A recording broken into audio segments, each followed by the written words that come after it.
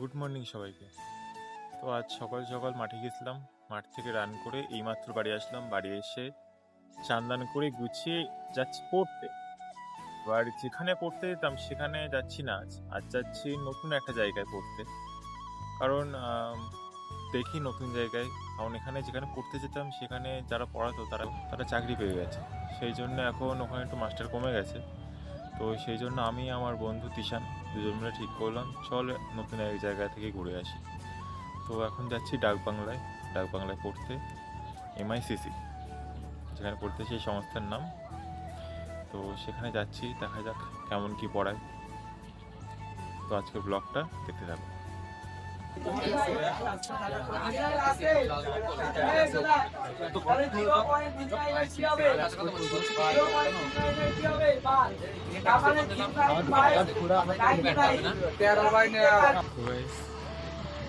এই বিকেলবেলা ঘুরে টুরে বাড়ি এসে এখন এই বই নিয়ে বসে আছি, সামনে এক্সাম।